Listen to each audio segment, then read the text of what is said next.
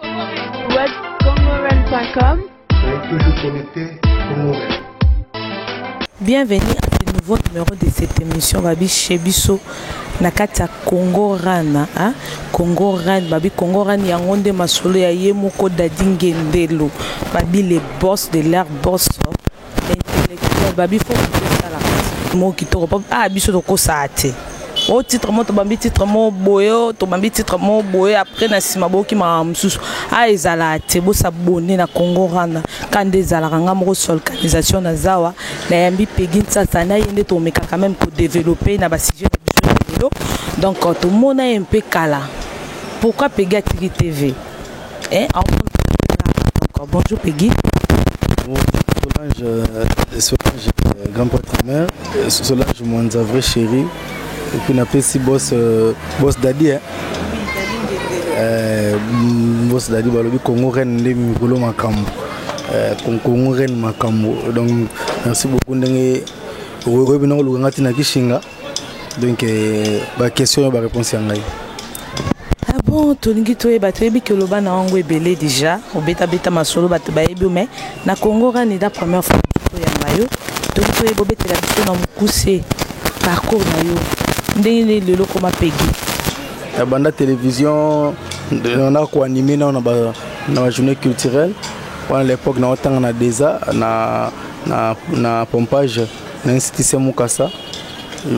Begin ça entre temps Zach Namikili na keba l'internat na le collège de Lukula les mois vacances de Matadi à partir de Matadi nervant sa idéologie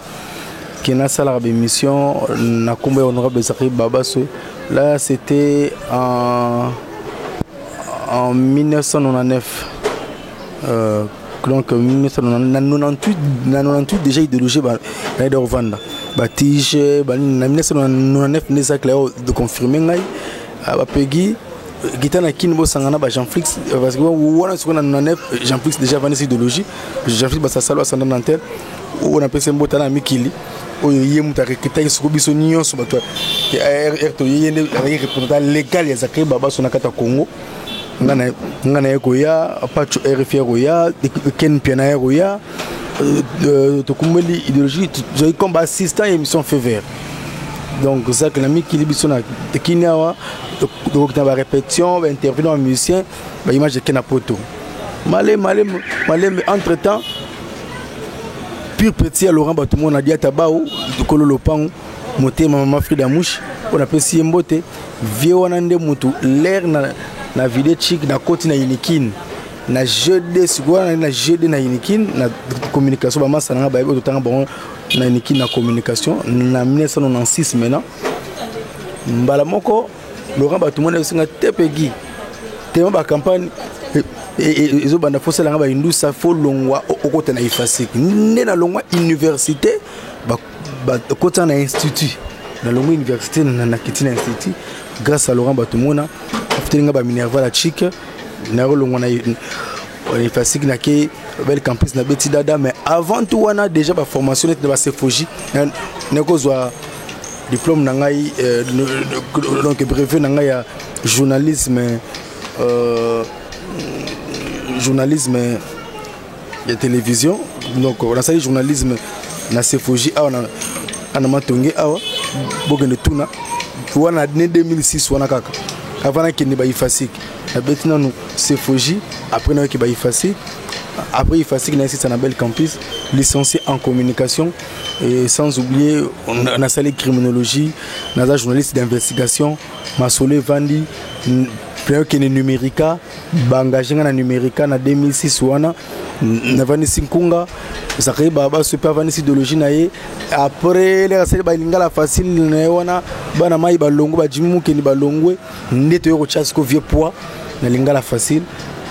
en tant que père spirituel ngana na parmi ba le seul o batika la fidèle na Zakri o ba finga Zakarité na mabe na ye na malamu na ye na zakana ye mais je suis pigiste comme on le dit, donc collaborateur, Zakri Baba se met, mais plus juste parce qu'il y a différentes chaînes, il y a un espace dans Numérica, il y a un espace dans Direct Télévision, il y a un espace dans Wapicom, il y a un espace dans Baraka TV, et pas honorable Serge Kaime et puis les sous nazali na autre ko la chaîne YouTube nangai visibilité plus parce que mon c'est tout ça la visibilité on a beau de site ba on a fuli ba site trop pour on a sala combo c'est on a site à la raté c'est on a site à la raté qui ne peut confirmer ba na poto ba yebi ba j'ai dit polémique à l'époque na kanga kin pendant 5 ans sans gwa sans nini mais mukiliza époque na époque ou le temps époque ba tumususu biso da époque c'est les cas t'as un succès to le kiango a to comme na t'es un kolugala mère nanga ni saebi ne to vendre ça kunga peu idéologie donc naza awa Solange parcours nanga yangwana 18 ans d'expérience de carrière na musala télévision lelo na bengami Pegin ça l'éternateur de la presse grâce à honorable Zachary Babasu mon mentor ou sala lelo nazala o nazala lelo Pegin ça attaché de presse ba te belé membre de la communication il y a un ministre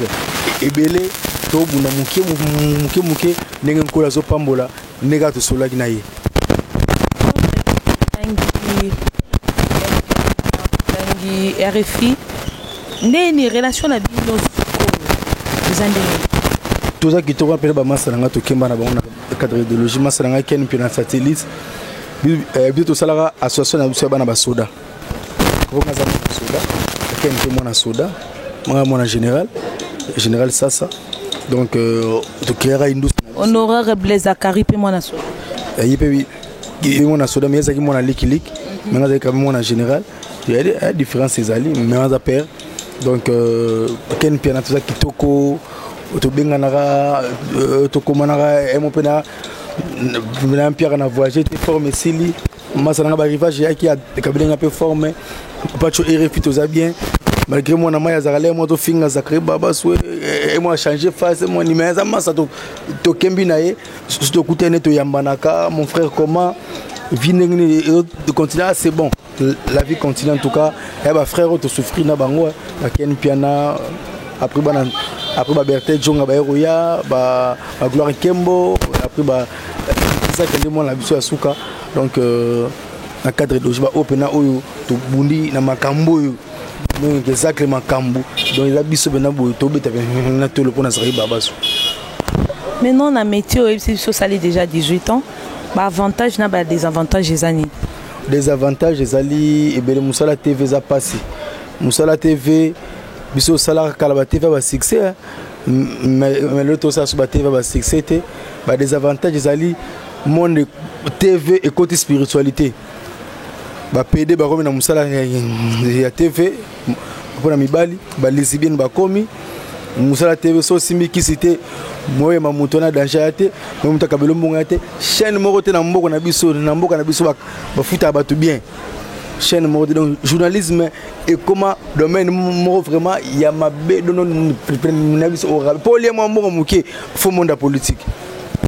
cause chroniqueur musical de chroniqueur culturel pour les l'art il faut bunda loi ba vina ba problème kindi na ba innovation ba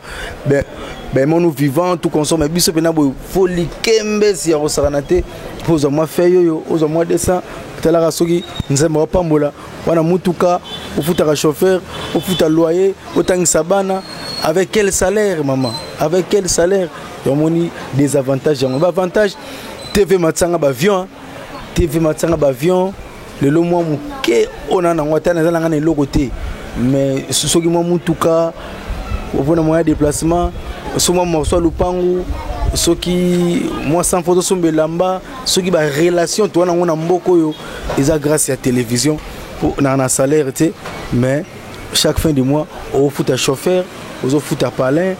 au chape carburant na mutuka au ça c'est pas entretien donc TV peut ça ba avantage et belé et on appelle ça merci na nzambe soki zakle te mais ngana za ngana za le loté pour l'ingratitude est condamnable muta parfait na mukilo ya te mais grâce à papa ona nde afungola nganzela lelo na za oyo ngana za li Solange na pota solo Saint-Pierre Kaluchi moi de Cape Town na pota tanga vietche ko non nangina tout na du lobby ba événement choquant na vie Peggy ça ba événement nini le monde à TV to événement le monde dans ya vie privée donc événement tout donc événement nyonso est choquant na vie et dans la télévision et dans la vie privée donc événement tout est choquant donc ils rappellent ça au vendre raisonner leli événement liboso ezali kozanga ba parents kozala orphelin de père et de mère na bomwana parce que le na komolia mambo ngwa tili kala parents le pe famille nanga comme kodondwa donc événement liboso kozavena orphelin de père et de mère na ninga galère na ninga mbes bena et ces événements liboso événement balé ezali ndenge Zachary Baba son camarade député il fallait passer à la politique il fallait continuer à Indoussa pour le long de Tika TV le même biso to comme niveau où il y a camarade to Congo na ba Indoussa où il y a camarade pour via za bouliste donc boule et si la raté mo ma souvient ko beta suna na te a Peggy bozo commenter nga sona zalaki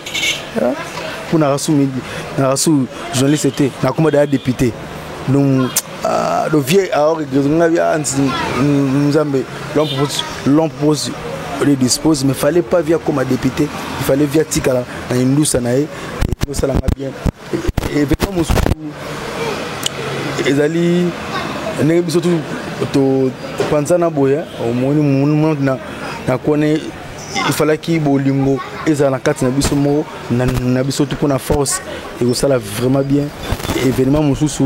et ça l'a passe ndenge ba marche au salama na mboka ndenge ba congolais ba kufa ebele na ndenge ba congolais ba kufa na niveau à est les événements au soir ngai somoni congolais moko azo kufa pour na mboka ça me fait très mal parce que na Congo toujours souffrir pas ces na mboka so congolais azo kufa ana minyoko et événement au soanga etika la roswanga toujours et puis départ à grand prêtre de Ligonzinga Papa Wemba Shungu Wemba de pire vieille idéologie oyo arrivé au à part Mamba TV Mamba Kati via qui est dans la tembe ba recus in pace qu'il repose en paix mais l'événement wana et ça langa de participer ma pe markangai wana oyo sala émission ni impressionnant yo et binisa yo lelo Peggy bat baye bayo émission oyo binisa ngai jeudi polémique à l'époque na numérica 22h 23h na Kanga Kinshasa pendant 5 ans avec donc meilleure émission meilleur animateur donc sondage na bana sondage yoro bimisanga po jeudi polémique ezalaka appel ezalaka émission à téléphone ouvert donc somta bengi pena ezalaka somo donc émission de bimisanga malgré que tout le monde m'a beaucoup vie père na Zachary Baba se mais elore fula sou fongola ndusa ezali jeudi polémique mais avant jeudi polémique nazalaka nga mona tikalaka na émission à pluriel au antenne A après avoir juste après Jafar Moula Salaire Jafar a voyagé nous avons récupéré à pluriel Nabokasi il y a coach Jambeya à Koufa après à son âme et après on a tellement que balinga sur bata Zachary na antenne A ba rozo magique wa na place nangai ba après si magique wa na émission à pluriel là c'était à l'époque quoi donc et après on a ndé salade ba recommandé nga pas venanga Laurent Batumona na numérica na beti numérica ti yango salanga ke dans fond maboyo quoi comme pena ese salma la jeudi polémique pour na banga mututé na respectera l'état na respectera ba autorité mais na banga raté na ba na vérité ko le sango Nisha Gabriela Yolande Pakaya na rano babi Peggy lobi yalo baka vérité ko le canal sango c'est à suivre babi wana ezala ngwa suivre maintenant lelo Peggy batu ba lo baka Peggy a komi rankinier Solange Mwanzana a 8 rankinier par rapport à quoi Nalia Nandara Batute na tonga pe motute na pe bisenga sengate na pe matoli c'était ce qu'on rankinyango par rapport ya quoi par rapport ya ba master no ba bike no pegi ezala mukolo na ye ezala o aza génération na ye ezaba ba ona sima pegi on dima mutute aboya mutu nyonso te wana lokuta Solange naza mwana botosi moni ngai prophète na ngai po ngaza mwana liloba prophète na ngai de konde Polo Dominique alakisa biso bongo te biso toza pena bato kimia naza rankini te na très poli envers baeni na ngai et envers même na baleki ba esima na télévision très poli mais nga buzoba ndete so vola kina buzoba na poto pe buzoba na ngande buzoba te na ngate mutu abchanga mbele na mkongo wana ngate mais naza poli et puis naza très bon envers les bons, mauvais envers les mauvais aussi, méchant envers les méchants. Donc on va le pegi à combien rantine ça faux. Et ça faux, et ça biloba loba, on n'a pas complexe d'infériorité. On a gagné la combité, on a gagné la désensibilité pour na bunda na musalo na galera, nzambe déjà pambola, kande toyo kana na yema. Na sumu to bambika te bambika basanga na noti na si we kutanga na parler chengai nga ko sa émission te nga so émission te na zela air na kelinga la facile so sona na papier l'élément ileki to na kena cabinet na biso ya sport et par son excellence Papi Nyango na membre de la communication so na sali pe papier na nga na kena en demi présence ou bien à qui église le tour ma sang joli l'église loba na qui ma sang joli na songi parler jour avec mission na ngai au point de éviter les problèmes chez nga na plateau na fond vert na matériel na parler na sala banos car na parler ma mutu aussi émission na ma casse na terrain na belema na ngai na sisi belema na qui na diffuser na ba chaîne na diffuser c'est tout ranki na on ça là par rapport à quoi na wala nani na wala moi si na nga pe marié te na wala nani Solange yo yebit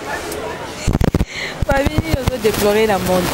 bien que yo on met déjà 18 ans c'est beaucoup mais on déplorer nazo déplorer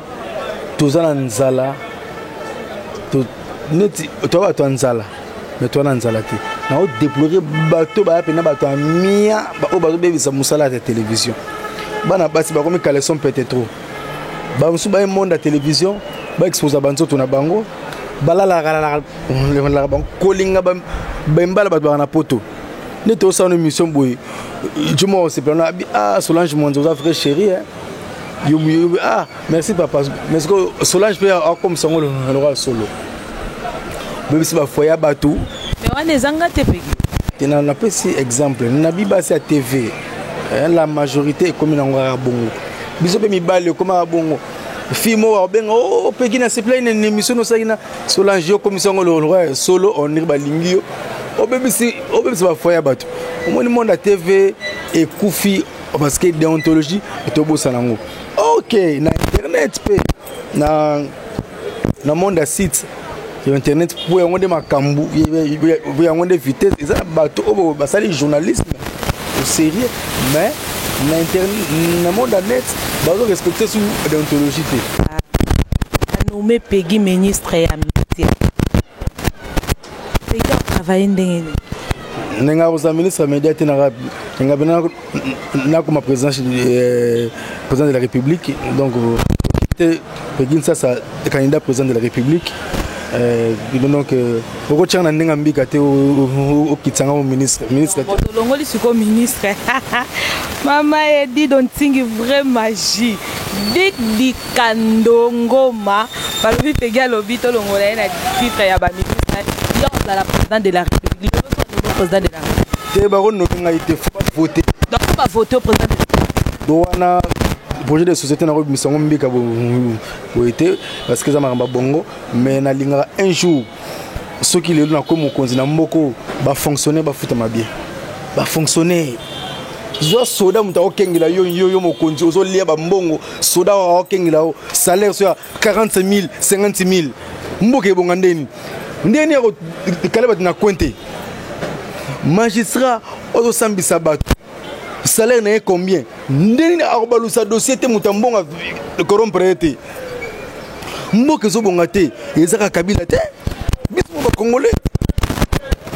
ba député so bandimaka pena ke salaire ya soda ya policier ya fonctionnaire et komata na $100 oyo na to ya bien mboka mo solution ye mwana Denis Sassou Nguesso wana ba soda ba futamaka bien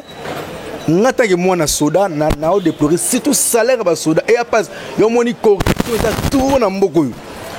pour policier muto kengela yo a futama 40,000 francs a otangisa bana ndenge nini moi si soka beli to bana babeli ba ko hôpital ndenge nini avec quel moyen yango fa comme muyibi akoma mutashida asala ba magui pour aller sa famille donc prendre je n'aura mon konzi na mboko social dans liboso mais ba fonctionnaire faut ba valeur na bango ya ba fonctionnaire enseignant ozo pesa cours enseignant a futama à combien mais grâce à l'enseignant bango nde mutu basala biso ke to za lelo boy moi français bien moi royeba moi bongo na mutu grâce à l'enseignant donc ngai na roza ministre était mais na roza président de la République donc so pena ma solo vandi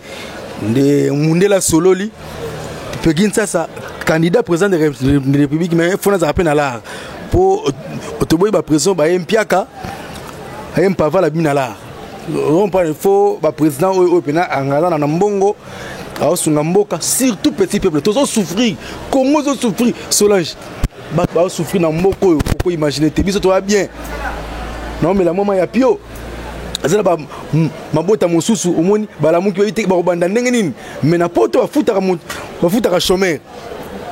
muta sala ka tafa na ndako boy mais ba l'été zo futa ye biso l'état ngo champion ya wala ba taxe mais maman zo teka na kwena na moi mapanaye ni moi sikre na bozo ko kanga pour ba taxe ba 200 francs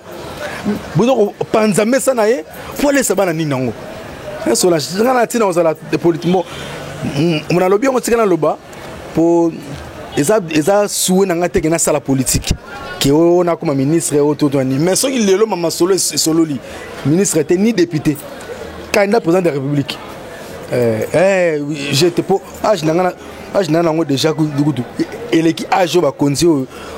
ba diriger biso ba pouvoir na mboko et pourquoi pas ngai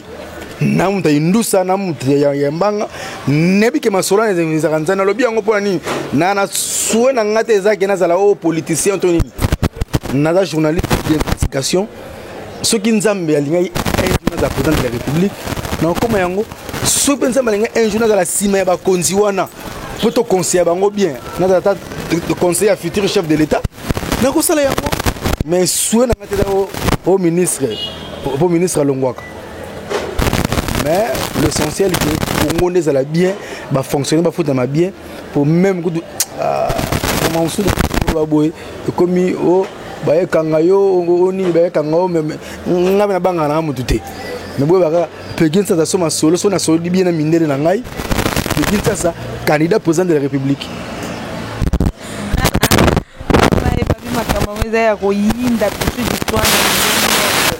Makambangoze oyinda makasi mabialo Gino Lunguntanga makambangoze oyinda lelo so komi président de la République nini oyo okoboya donc okolongola en premier na makambo yo vivre Solange moni prambo itoko ta politique mingi ta politique te tolobika lelo soki okomi na bisagi yo déjà soué na fonctionnaire donc neso que c'est pas comme président de la République d'abord non le bureau tout faut quitter dollar et kiti fonctionnaire comme foutema bien et puis na rolité mingi pona maramotali corruption na rolité na makasi mais soué na liboso ezana nous vraiment petit peuple à se retrouver pour na minute na mboka na biso petit peuple à se retrouver n'a rien ne lo mokote ne lo mokote ne na Solange na méchant fort na méchant fort pour ngana to zo moi crédit oyo et mutu so ta 500 francs pas moi bando lo ndeni pour avoir ça la raté si tu bana ba soda na ba camp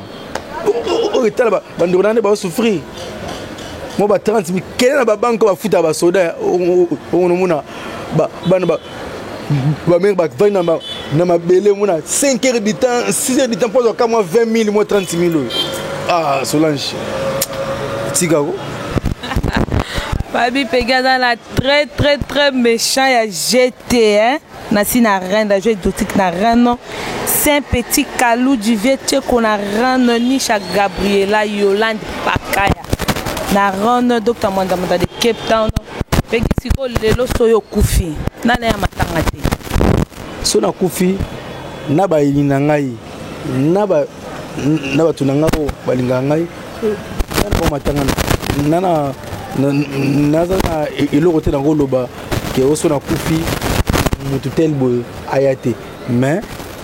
naza na posa ndeke kinga na kokufa na boko c'est tout aya to ayate na pesa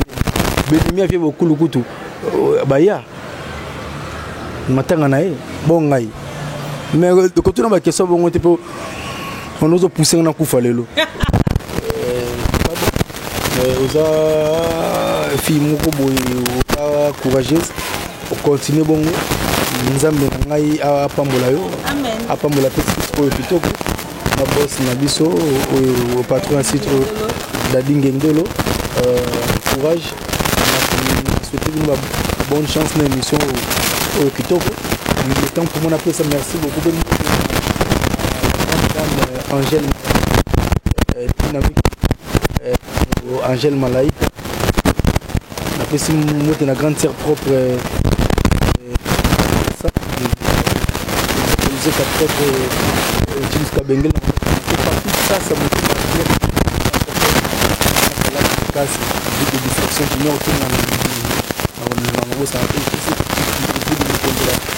merci accompagner Caleb Congo ça plus magique Caleb Congo moi qui m'a l'intelligence c'est belé Caleb faut sentir bien j'ai l'opportunité webcongoren.com. Soyez toujours connectés, Congo Red.